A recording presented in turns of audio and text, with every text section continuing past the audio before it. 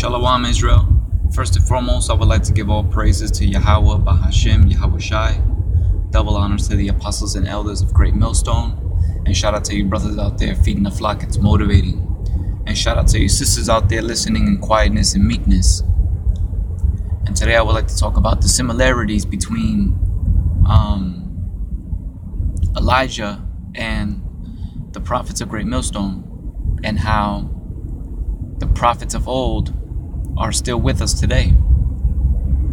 And this chapter 2 Kings, chapter 1, gives, well, throughout the whole Bible gives similarities, but in this chapter I want to also show proof that that you new brothers out there listening that's unaware, listen to Great Millstone, man. They got the 100% truth. They break down every scripture accordingly. And it's just, I yet to see anyone prove them wrong of anything they've taught in the highways and byways and throughout the week. They got the truth, man. So let's begin. And Azara, let me see his name. This name is so hard to pronounce. And Ahaziah fell down through. All right. And Ahaziah fell down through a lattice in his upper chamber that was in Samaria, and was sick. And he sent messengers and said unto them, Go, inquire of Beelzebub, the god of Ekron, rather I shall recover from this disease. So Ahaziah fell down, hurt himself, was sick, and was stuck in bed. He couldn't move.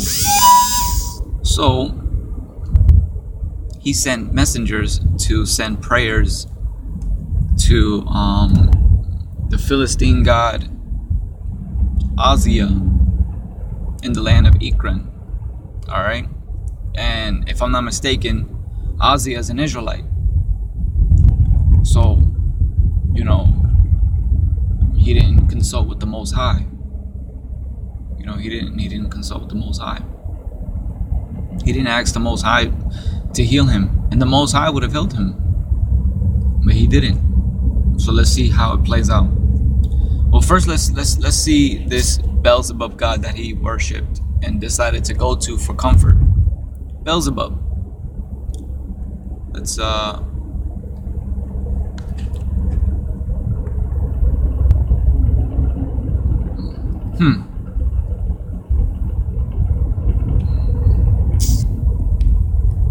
Beelzebub is a name derived from the Philistine god, formerly worshipped in Ekron, and later adopted by the Aramaic religion as a given name to a major demon. Ekron, let's see what's up with this Ekron place. A city of Ekron, also translated Akron, is one of the 5 cities of the famed Philistine Pentapolis, located in southwestern Canaan. Okay. All right. So let's look at some examples of this Beelzebub creature, this false god.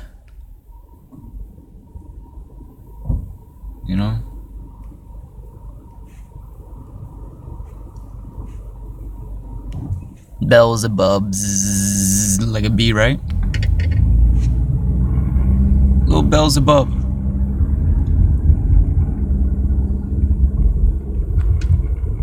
Alright, so boom. Verse 3. And the angel of the Lord said to Elijah the Tishbite, Arise, go up to meet messengers of the king of Samaria, and say unto them, Is it not because there is not a God in Israel, that ye go to inquire the Beelzebub, of God and Ikran. You know? So it's like, what, you think that there isn't, you think I'm not gonna deal with you, and you think I'm not alive and living? You think I don't have the power to heal you? So instead, you go to Beelzebub? You feel me? Wow. That shows the Most High is always 10,000 steps ahead of us. You know what I'm saying? And he's always gonna stop us at our own game if we decide to go to the left. You know, he's gonna meet us at the end of where we're headed and correct us and chastise us and make sure we get back to the right place, man, you know? Or ultimately kill us. Whatever he decides. You know? But before Yahweh does something, he warns us, man. He warns us. Like right now, this is a form of warning. Alright? The angel of the Lord told Elijah to tell the messengers, is it not because there is not a God in Israel that ye go to inquire of Beelzebub, the god of Ekron? Verse 4. Now therefore, thus saith the Lord, thou shalt not come down from that bed on which thou art gone up, but shalt surely die. And is Isaiah departed? So already we're getting into the similarities between the prophets of GMS and Elijah. How? Because the Lord spoke to, the Spirit of the Lord came upon Apostle Tahar on down to warn us about the mark of the beast, the RFID chip, the economy collapsing, that the Lord is going to bring down the sword upon us, which is Esau, the so-called white man. It's going to come like a flood, martial law troops. What other warnings did the Lord put upon the Apostle Tahar on down to warn us of these up and coming destruction? You know, the nuclear bombs that's gonna destroy America, and to get right in the sight of the Lord, to hopefully be a part of the 144,000, the 1/3 of men, women, and children, that we may escape the lake of fire, which is the nuclear bombs completely destroying America, and to hopefully have a seat in the chariot, and also to warn us about what chariots are. That way, when we do see them, because every eye shall see, every knee shall bow. Everybody's gonna see the chariots. But if no one's taking heed, and if only a few is taking heed, and GMS is letting us know what these chariots are, you know, a lot of us is gonna be afraid, and it's not gonna have a clue what's going on and why they're here. You know. Also, the name of Yahweh Bahashim Yahweh Shai, Yahweh being Jesus Christ, Yahweh being God. Yahweh means He exists, who the world ignorantly call God. Bahashem means in the name. Jesus Christ, Yahweh Shai Hamashiach. Jesus means He saves, He delivers. And in Paleo Hebrew is Yahweh Shai. Yah means He, Hawashai, delivers, He delivers. Okay? Hamashiach, Christ, meaning the anointed one. Okay? And we can get that real quick. Watch this. Why it's important and why it's better to use the Hebrew. Why it's better to use the Hebrew name versus the English name. Alright? If you go to the Ecclesiasticus chapter 1 in the prologue, now I can't really highlight exactly where, but when I see it I'm going to read it, but it's in the prologue. It's in I found it. It's in the very center of the sentence. It says, for the same thing uttered in Hebrew and translated into another tongue, English, Spanish, you know what I'm saying, have not the same force in them. So all you brothers and sisters out there that are still calling on the name of Jesus Christ, there's no power, have not the same force in them. All right, this is prophecy. All right, they knew that the Lord's name was gonna be covered in another tongue, English and Spanish. You know what I'm saying? Let me read that again. For the same things uttered in Hebrew, Yahweh Bahashim Yahweh Shai. All right. It says, for the same thing uttered, have not the same force in them. All right. Period. So that's the name. You know, when you see them chariots, call on the name Yahweh Bashim Yahweh Shai, Yahweh Shai, Yahweh Shai. And if the Lord hears you, he hears you. And if you don't, he don't. At the end of the day, the Lord's just on whatever he decides to throw upon us. He's just. We deserve whatever we get, period. You know?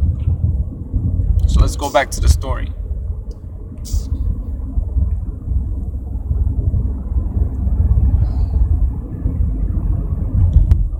Alright, verse 5. It says, and when the messengers turned back unto him, he said unto them, why are ye turned back? So the messengers went back to, how you say his name? And Ahaziah fell down And Ahaziah fell. So the messengers turned back to Ahaziah. They left, but then they came back. And when the messengers turned back unto Ahaziah, Ahaziah said unto them, why are you turned back now? Verse 6. And they said unto him, there came a man up to meet us. All right. Now, for these men believed. These messengers took heed. You know, because if they didn't believe, they would have brushed them off. Because remember, he sent messengers, more than one. So they could have easily just brushed them off, like, man, get out of here, man. You know what I mean? Whatever. We're you know, someone higher than us sent us a message, all right? And we're on a mission. We have to carry out this mission. So you're saying what you're saying, but someone higher than us gave us orders. So we're under orders right now. But in spite of the orders that was given to these messengers, you know, they took heed. You know, that's a form of fear. What's the synonym of fear? Not only being afraid, but respect. You know, they had to respect what was told to them. So let's start on verse 6. And they said unto him, the messengers said unto Ahaziah, there came a man to meet us. And he said unto us, go turn again unto the king, and that sent you, and say unto him, thus saith the Lord, Yahweh, is it not because there is no God in Israel that thou sentest to inquire of Beelzebub, the god of Ekron? Therefore thou shalt not come down from that bed on which thou art gone up, but shalt surely die. That's prophecy. That's a prophecy. So Elijah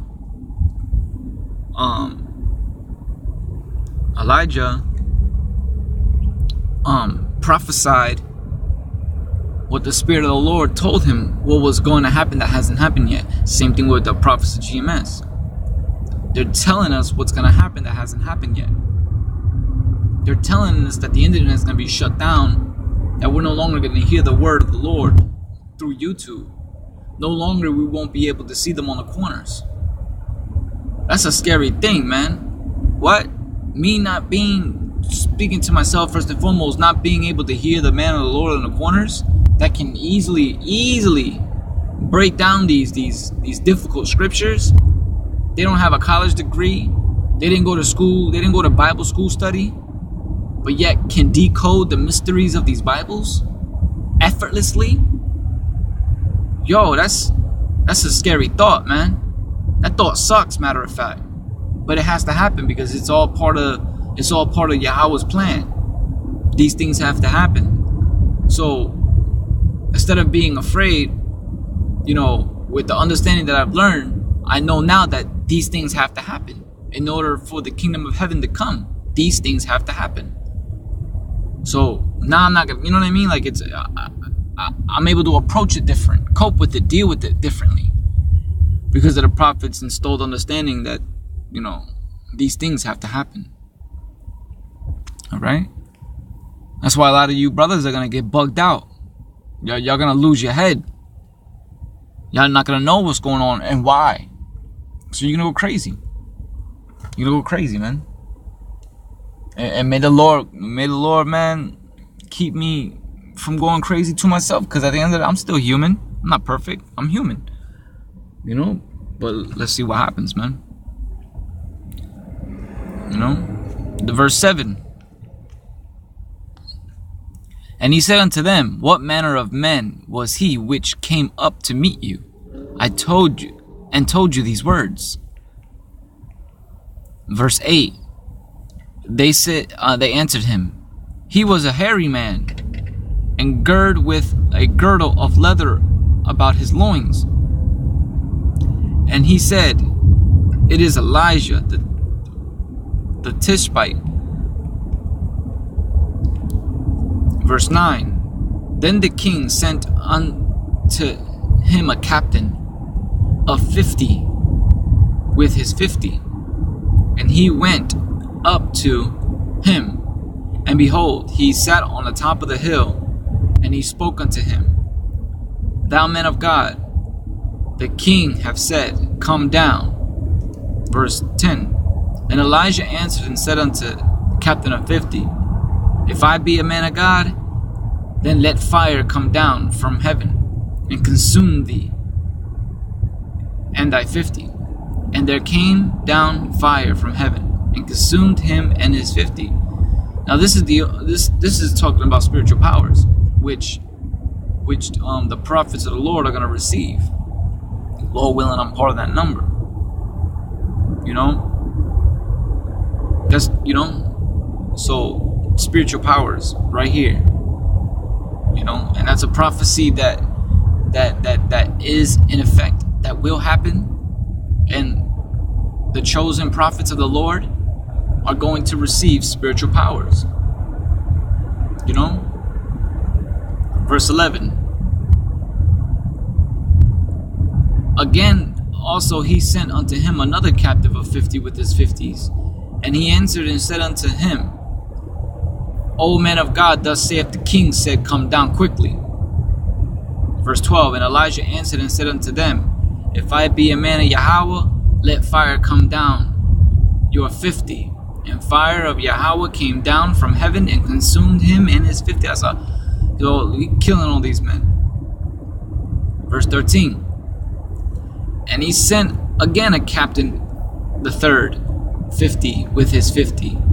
And the third captain of his 50 went up and came and fell on his knees before Elijah and besought him and said unto him, O man of Yahweh, I pray thee, let my life and the life of these 50 thy servants be precious in thy sight. Man, that's awesome how powerful the Lord is going to make his chosen men look in the eyes of other men. At the end of the day, it's all praise to Yahweh B'Shem Yahweh Shai, but all praise Yahweh B'Shem Yahweh Shai that he's going to allow a remnant of his men partake in his glory, participate and partake in his glory, man, and make us look like mighty men, man, in the eyes of men. That's awesome, man. He doesn't have to do that. The Lord can do all this all by himself. But he's so humble. He's so humble. He's so generous. He's like, look, man, I want y'all. Y'all need to partake in. You know what I mean? I'm gonna make y'all great in the eyes of men. You feel me? But it's awesome, man. But we all know that's not what it's all about. Looking great in the eyes of men. You know what I'm saying? But Yahweh's power is what's gonna make us look great in the eyes of men. Lord willing, I'm a part of that number, man. Giving us the spiritual powers, and the next guy don't have spiritual powers. There's definitely gonna be, everybody looking up to these famous people because they have the power to purchase whatever they want. They have the power to purchase diamond, rubies, necklaces that spin, big necklaces, shiny cars, and all that. They got the power to afford these things without breaking a sweat, without struggling, without having to wait for a paycheck. They got the power to live that fast life. So everybody looks up upon them with awe, like, oh wow, Same thing that's gonna happen with the men of the Lord. We're gonna be given spiritual powers where we can heal the sick right then and there, boom. Where we can bend metal, where we can fly and levitate. The Lord is gonna show the rest of these heathens His power through us. Lord willing, I'm a part of that number. Lord willing, you brothers are a part of that number. Verse 15. Verse 14. Behold, there came fire from heaven, and burned up 2 captains of the former 50s with their 50s. Therefore let my life now be precious in thy sight. Verse 15. And the angel of the Lord said unto Elijah, Go down with him, be not afraid of him. And he arose, and went down with him unto the king. Verse 16.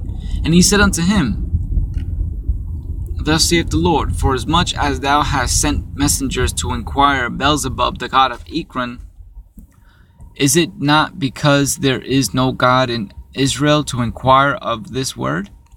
Therefore thou shalt not come down of that bed which thou art gone up, but shalt surely die. And we're going to end it here. Verse 17.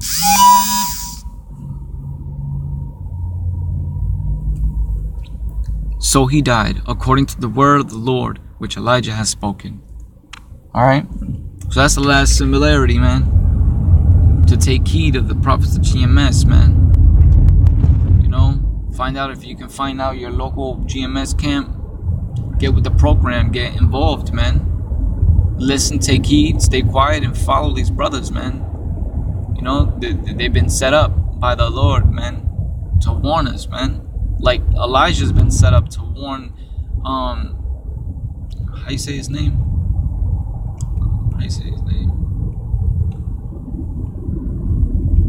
Ozia. Elijah was set up to warn Ozia of an up-and-coming tragedy. So if we switch up the words, it's verse 17, so he died. So the other nations died. And the 2/3 died according to the word of the Lord, which GMS has spoken. You see that? I hope this was edifying. All praise Yahweh Bashim Yahushai, and Shalom, Israel.